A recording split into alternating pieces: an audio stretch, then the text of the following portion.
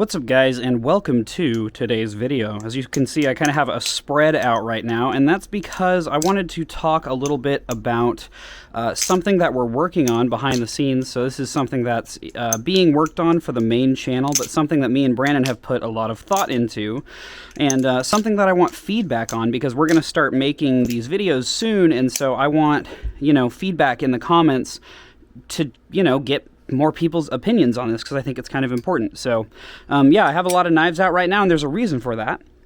The reason for that is because currently we are working on something called it's a Balisong scoring system. Okay, right now for the main channel, this is the second channel. For the main channel, we've run into a problem, and that problem is that our reviews take a really long time to make. For instance, we've been wanting to make the Glider Co. Arctic review for God knows how many months at this point. And so, the problem with that is that we have other videos that we're already working on. For instance, the collection video that we just released not too long ago, that took me, just from editing it, more than 7 days straight. Just editing. That has nothing to do with the writing or the filming. The writing and filming of that video took more than a month. It took about a month and a half, because we started it in December in terms of the writing process.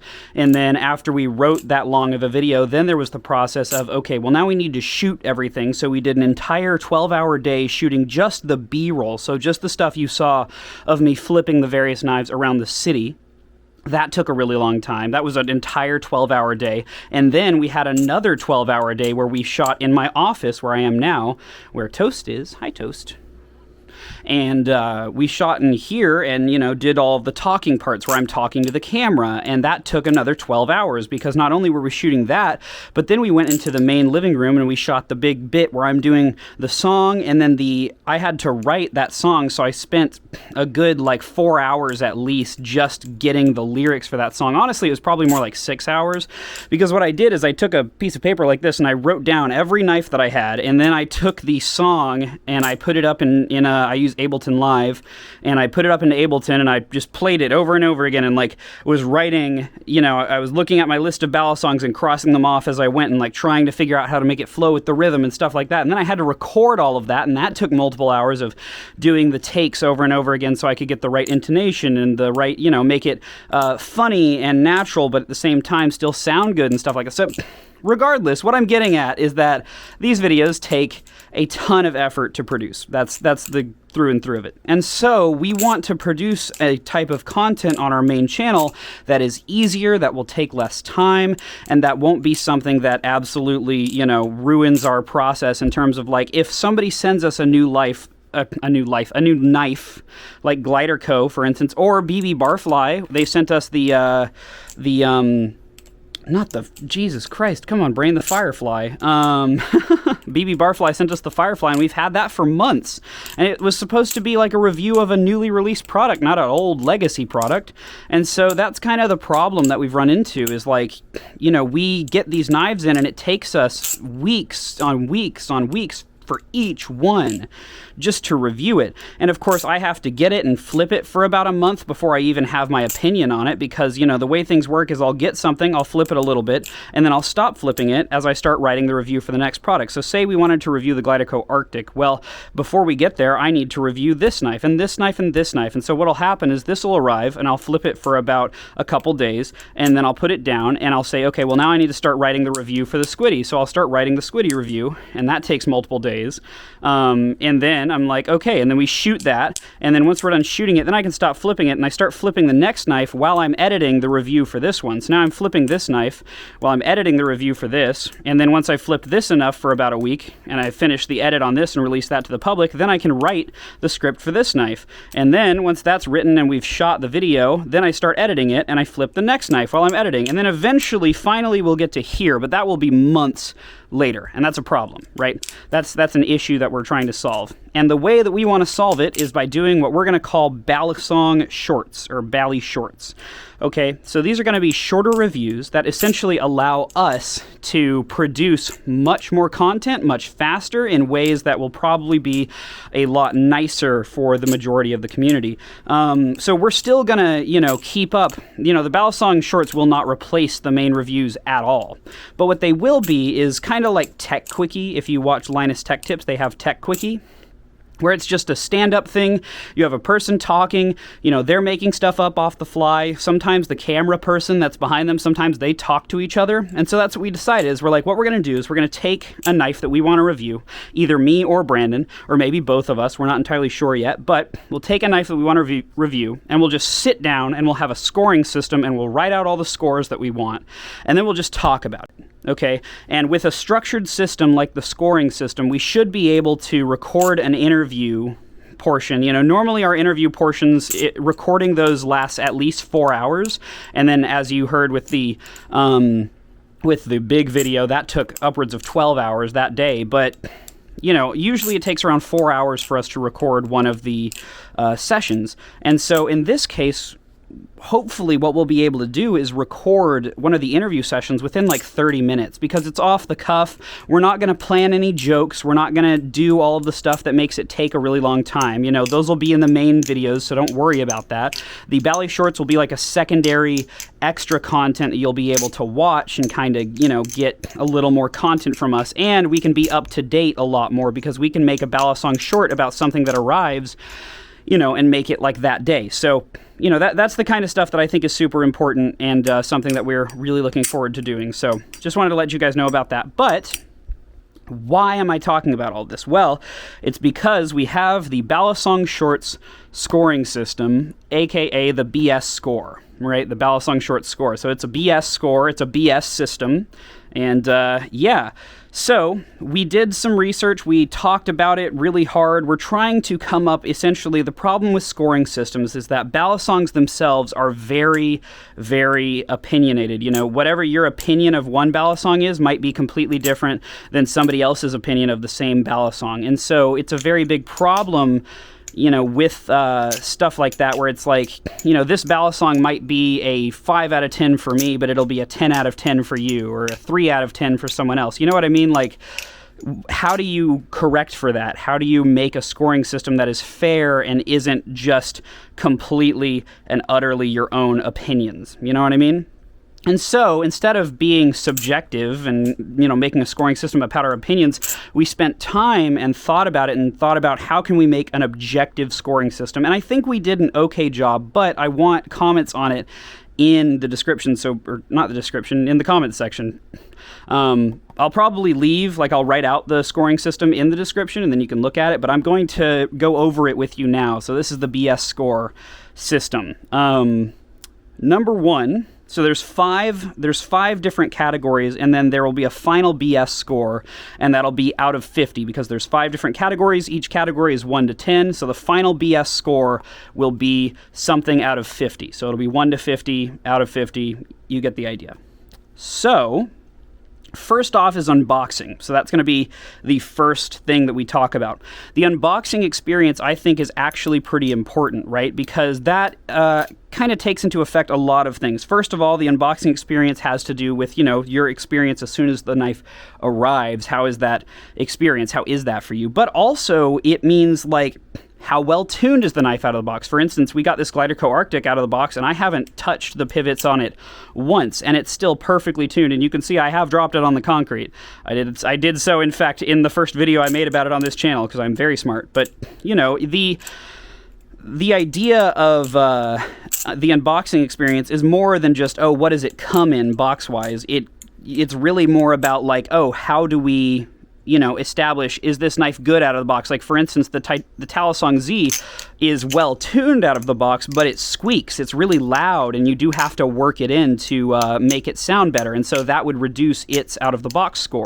And also, it comes in a pretty neat little box. It's like a yellow and gray box. It's a very nice box, so I'd probably give it above average score, but it's not like there's anything crazy included in that box. Maybe there's some stickers, but that's about it.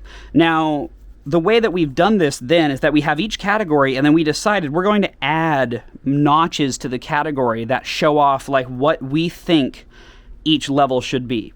Okay, so then the idea is that we won't forget, we have these solidified levels that we've decided are like the tent poles of each category, and something that we can reference so that when we're actually looking at the next knife, we can be like, okay, well, this got a 5 in that category, and so comparing this to that, I think this should get a 3 or a 6 or whatever. It helps you sort of categorize and keep your mind straight, so you're not just giving out random numbers. So for unboxing, a 1 in unboxing, the lowest score, would have to be something like a plastic bag, like the knives that you get on Amazon where they're not even in a box, they're just in like a loose little plastic bag.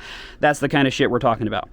A 5 in unboxing, which is we decided that for this 1 to 10 system, 5 really should be the average. Okay, so most things should end up around a 5.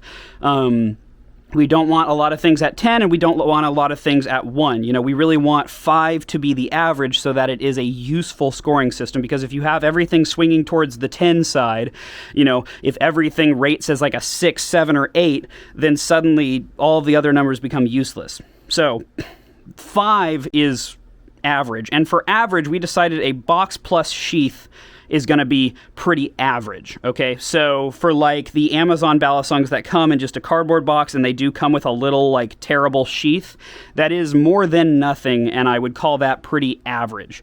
For a lot of Balisongs now, you have like, they come with a custom bag and maybe a couple extra things. So like this BB Barfly box comes with stickers and a baggie and stuff like that, and so I would say this would be like a 6 or 7, but it wouldn't go much higher than that because there's nothing useful in here. There's a bag, sure, and some stickers and a bottle opener, but that's not useful for the Balisong, right?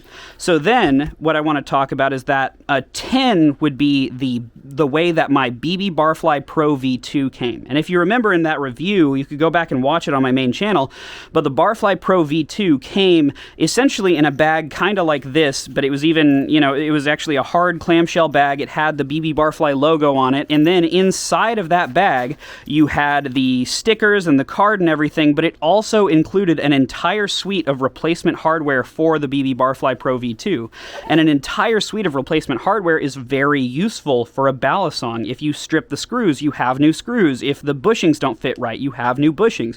It came with everything you could want. And so for me, that is a 10 out of 10. A custom cloth container with some extra goodies like stickers and an entire suite of replacement hardware, that's a 10 out of 10 unboxing experience. So that's where unboxing kind of comes in. And so that's the range there. And then next up is tuning. So how easy is this knife to tune, right? So there's a lot of different variations out there, but we decided that for tuning, a 1 in tuning would be something like the spider knife. There's literally no way to tune it, and it comes out of the box very badly tuned. There's no way to tune it, and it's only on pins or whatever, and it's already badly tuned, so that makes it a 1. Then you have the squid trainer, and the squid trainer is kind of like the squiddy, where it's just on washers, and you can tune it to be really good. So that's why we said it's a 5, because that's average. You can tune it to be very good, but it's a bit of a process. You have to get the tightness exactly correct, and then you need to Loctite it to make sure that that tightness doesn't change. And so the process of doing that is pretty average, but it's not exceptional. And then for an exceptional tuning experience, so for a 10 out of 10, we decided that the Squid Industries Nautilus is a 10 out of 10 tuning experience. And essentially what a 10 out of 10 tuning experience means is that you just take the knife and you tighten down on the pivots, and that is all you have to do. Even better for something like the Nautilus, or for instance the Chab here, where the knife is, you tighten down on the pivots and there is literally no play, and then also there's only 2 pivot screws. Like, if you have a Benchmade Benchmade 51 that has some mods on it, well, maybe you can just tighten down on the pivots and it works great, but there's also several screws. For instance, like with my Stitch Steel Alien, you know, I do never have to tune this, but it has these extra screws down here, and so that would probably make it a 9 in tuning out of 10, because it is slightly harder to tune than a channel knife with a similar sort of vibe. And so what I want to say is that all of these scores happen in a vacuum. We do not take into account the durability while we're talking about the tuning. Each of these scores is supposed to only be about that specific thing. And so in this case, it's about how easy is it to tune the knife and how well does the knife keep that tune. Also, things that factor into the ease of tuning is also like, does it have bad quality hardware? If it has bad quality hardware and it strips easily, that's going to make it a lower tuning score. So yeah, we decided the Squid Industries Nautilus is a very easy knife to tune, and in general, basically everyone who's bought a Nautilus has said that it tunes well, because that's the other thing. We would say something like the Crackerakin, but that's just not true. For instance, my Crackerakin, even though it doesn't have tap, it does have play, and the original Crackerakins had a problem with oversized bushings. I think they've fixed that by now, but we want to take into account the history of the knife, because this score should represent the knife in its entirety, not just the most recent version. Because what if you want to buy a Crackerakin off Instagram, and there's none available except slightly older models? Well, you should know that that older model probably will have a bit of play. You know, it probably won't have tap, but it will have a little bit of play as you're flipping it. So that's just some of the things that's important to know about, and so that's why we're kind of taking them into consideration here. All right, so then next up after tuning is going to be durability, and the durability of the knife is very important, because that's going to be things like how easily, you know, there is some crossover here. For instance, how easily does the hardware strip? How well does the edge, you know, retention on a live blade work? Is it good steel? Is it bad steel? Is the knife made of titanium? Is the knife made of aluminum? Is it made of plastic? Is it channel design, sandwich design? How many screws does it have? All of these things factor into the durability of a Balisong.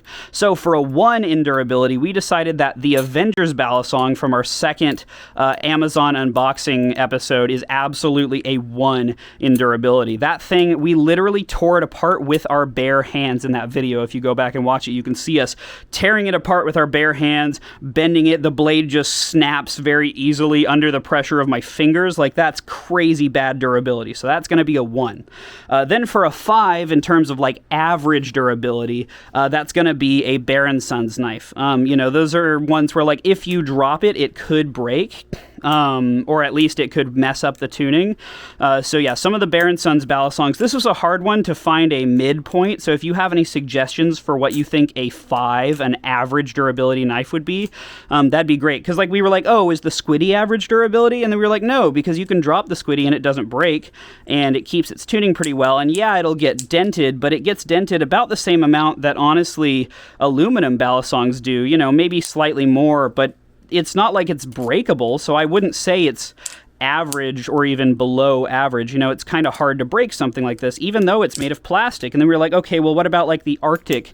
You know, it's sandwich design and aluminum. Is that average? Well, no, because it's pretty hard to break this thing. You know, you can make it look ugly, and that definitely will reduce the durability score somewhat. And it's obviously not perfect at all, but it's not like it's going to be shattering and becoming useless, you know, just from dropping it a few times.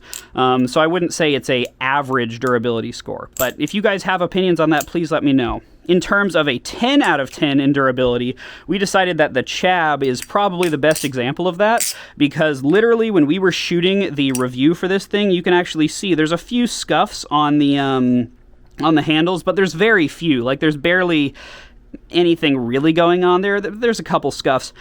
We dropped this on the concrete in the soundstage that we were shooting in, and it chipped the concrete. So that makes it a 10 out of 10. If there's only 2 screws that can fail, and they're these big, fat, chonky stainless steel T10 screws, and then the blade is this nice, thick blade that's, you know, nice and chunky. It's very durable blade, and then the handles themselves are just slabs of titanium. If you can drop it on concrete and it'll break the concrete instead of the knife, it's a 10 out of 10 durability. So that's in terms of durability, this is the, like, high point. All right, so finally, after durability comes flippability. And this one, I think, is relatively straightforward, but also is one that's kind of mired in the idea of, like, you know, flippability is extremely up to the individual. And so that's why I'm going to be taking, whenever we make these scores, at bare minimum, it's going to be me and Brandon deciding on the scores for each of these categories, not one of us. So, you know, we're going to come to a consensus so that it is as fair as possible, because I think it's better to have multiple opinions feeding into your scoring system rather than one person doing it and getting to, you know, run the land however they want. So for flippability, a 1 would have to be the spider knife. I hate that thing. It hurt to flip. It literally has no adjustability. It has the worst play in the world. It was sharp all over. You couldn't chaplain with it because of the middle thing. Like, it was just unflippable. So a 1 in flippability literally means you can't flip this. Or just don't try to flip this, you might hurt yourself. Like, it's bad. Then, for a 5, we decided that a squiddy is a pretty good 5 in flippability. You know, it's not the greatest thing in the world, but you can do really, really good flipping on it. So I'd say it's pretty average. It takes some getting used to, so it's not exceptional, but in general, I think most people would say that, yeah, a squiddy is a pretty average flipping experience. Like, you can get to know some good tricks on it, but if you don't, you know, take the time to practice and learn what you're doing, you will kind of be bothered by the weight of the squiddy, and it does limit you in terms of certain moves and tricks and things like that. So the squiddy is good, but it's average good. And then for a 10 in flippability, we decided that the Squid Industries Cracker-Akin is at this point kind of the gold standard in terms of flippability in the Balisong community. You know, it's very neutral. It's about the perfect weight for most people. It's got this really, really nice flipping aspect. It's got pretty good grip all around. I think if you were to ask most people in the Balisong community if the Cracker-Akin is a good flipper, basically everyone would say yes. And so that was what we wanted to have for a 10 in terms of flippability. It's not that it's like crazy good, you know, for specific tricks. It's that it's good for everything all around, and that is agreed upon by the community at large. Therefore, I think that makes it a 10 in the flipping category. So, you know, while it might not rule some of the other categories in terms of flippability alone, I think this is kind of the gold standard that all of the other knives are sort of abiding by. It's like, if I was to compare, you know, the flippability of something based off of the spider knife, the squiddy, and the Cracker-Akin as my 3 points, I think I could pretty reasonably, you know, put each thing into a category that feels pretty fair and that people will be able to understand, right? Because most people have flipped a squiddy, most people have flipped a Cracker-Akin, and most people have flipped a really shitty knife off Amazon. And, you know, these are all things that are accessible to flip. So if I tell you that a knife ranks at a certain spot in that spectrum, maybe it'll help you get an idea of, you know, what that should be to you, you know, how much value that should hold for you. But speaking of value, that is category number 5. So category number 5 is value, and value is basically a summarization of all of the previous categories, but it takes into account the cost of the Balisong itself. So, you know, value can mean so much stuff. Do you get a warranty with your knife? The warranty can add value. Can you get multiple colors with your knife? That could add value. Is the knife modifiable in the long term, like, say, the Kershaw Lucha, right? You know, the base Kershaw Lucha doesn't flip great, but it's not super expensive, and there's a lot of ability to add aftermarket parts to it. So in terms of the knife's overall value, I would say its value is pretty high, even if its flippability score initially is pretty low, right? And so in general, value takes into account a lot of different stuff, and I think that there's going to be a discussion each episode on what is a good determination of value for a specific knife, you know, based off of the cost, based off of the options, based off of the long-term durability, based off of how it comes, you know, what kind of accessories you get with it, what kind of box do you get. Like, everything factors into the value. And so for a 1 in value, we decided that the Avengers knife is a 1, because at least the spider knife came with a terrible sheath, right? Like, you know, that came with something. It came in this ugly little box, but, like, that's more than nothing. The Avengers knife came in a plastic container with nothing going on, and then it fell apart, and there is no warranty. There's nothing you can do about it when it does fall apart, and it flips terrible. So overall, the Avengers knife is a 0 or 1 in terms of value. I'm not sure if we're going to go 0 to 10. I have a feeling, though, there will be some knives that land as a 0 in certain categories, so I think we'll probably end up having 0 to 10 be a thing. On that 0-1 section, probably a 0 in terms of value, the Avengers knife. Just don't buy it. Then a 5, an average value, I would say, is the $30 Balisong from Amazon that we, the crazy cheap Balisong that we reviewed forever ago. That thing is cheap. It's $30, but it's not the best flipping experience, and it's not the best long-term durability experience. But it's cheap. It's $30. And so when you combine those things together, it's like, yeah, sure, it's $30, and it does flip pretty well, but you also have to take into consideration that, like, yeah, but you're not going to be getting a warranty. If this thing breaks, that you're going to have difficulty with that. Also, you need to do modifications to it to make it work. So it's a really average value. It's not great value because of, even though it's super cheap, you still have a lot left to worry about. And then it's also not a super bad value because, yeah, it has all these problems, but at the same time, it is still really cheap. So it's an average value. And then finally, for a 10 out of 10 on the value scale, I don't know. I don't know what knife makes for a 10 out of 10 value. I was thinking, is it the Squiddy? Because the Squiddy is pretty cheap, but it comes from a company where you do get a warranty and you can expect them to probably fix it if something goes wrong. And it's pretty durable and it flips pretty well. So it's like cheap, durable, and warranty. Does that mean that it's gonna be up there in terms of value, or is this like a 7 or 8, and not a 10? I was thinking like the Cracker-Akin, because it's such a good flipper, does that mean that it's super high value? But then again, I don't know about that. Like, I think there's plenty of things that you can leverage against the Cracker-Akin, stuff like its price. Does that make it lesser value? Does that make it like a 9 out of 10 or even like a 7 out of 10, So value is honestly the hardest category to decide. So I want comments down below. What do you think a 10 out of 10 value Balisong is? Taking into consideration the unboxing experience, tuning, durability, flippability, what do you think makes for a 10 out of 10 Balisong in terms of value? Because I think that's a important distinction. So then finally, after we go through all of those 5 categories, and eventually we will come up with what should be a 10 out of 10 value, we just haven't reached a consensus on it yet, because it's a hard topic, you know what I mean? So yeah, and then finally, you'll have the final BS score, and that'll be some number out of 50. And then what I was thinking is we could actually make a website, how I have the Balisong list? Well, the Balisong list got really hard to update because, we'd have knives come in, and then I'd put them on the list, and then, because there's no number scoring system, it's more just my opinions in the main reviews about the knife, and I try to be objective, but it's still opinions. It's hard to rank them on the Balisong list because I'll be like, did I like this knife more than that knife? Like, I don't know. It's kind of hard to tell. Like, which one would I prefer? Where should this end up on the list? And it got kind of random after a certain point. Whereas now, I think with this, if we start using the BS score on more knives, we can actually set them up on that list and really, get a better idea of what ranks where. So you'll have a number of knives on that list. And as we make the reviews, I'll update the list, try to see if I can't make it an automated thing where like they automatically organize and you just put new entries into the list and it does it. I don't know, but it seems like a really cool idea, and so that is that's kind of what we're going with right now.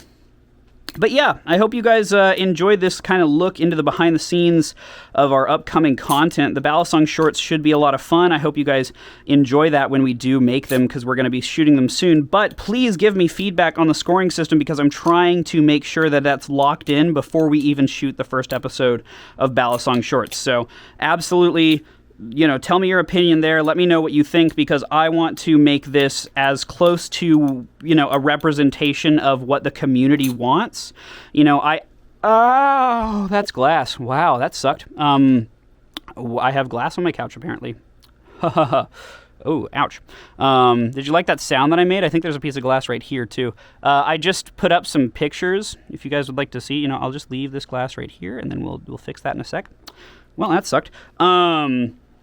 I'm going to vacuum this couch. There's glass on the couch because I actually just put up some picture frames. Hi, Toast. You can see right here, my friend got me these amazing picture frames. Just random life update. But I just put them up, and you can see they're all sorts of fun stuff like, oh, come on. I gotta make the camera want to do it.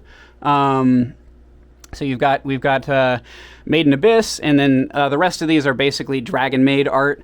So just some really cute, anime pictures and stuff like that. And I just put them down, and apparently some of the things broke along the way. I just put them up in. That sucks. I just put them up in their things, and I guess there was some broken glass in the frames, and that is now on my couch, which is cool. So I'm going to vacuum this couch now, I guess. Thankfully, it's only a little pinprick. And I will admit, flipping Balisongs, you kind of get used to getting little pinpricks, and they don't bother you nearly as much as they used to. So that is convenient, maybe. Or maybe that's a bad thing. I don't know. But either way, sorry to get sidetracked. I just got stabbed with glass, but yeah, Balisong scoring system. It's the BS score for the Balisong short score, and I'm hopefully, one of the big inspirations here is Doug DeMuro. My husband brought up him as a good place to look because Doug DeMuro does car reviews, and he has a really good scoring system for that. So, we're trying to kind of replicate that and do as good of a job as we can to make a nice scoring system that will benefit the Balisong community. So please give me your feedback in the comments. Make sure you subscribe if you're not already, because I would appreciate that. And yeah, I'll see you guys next time. Later, skaters.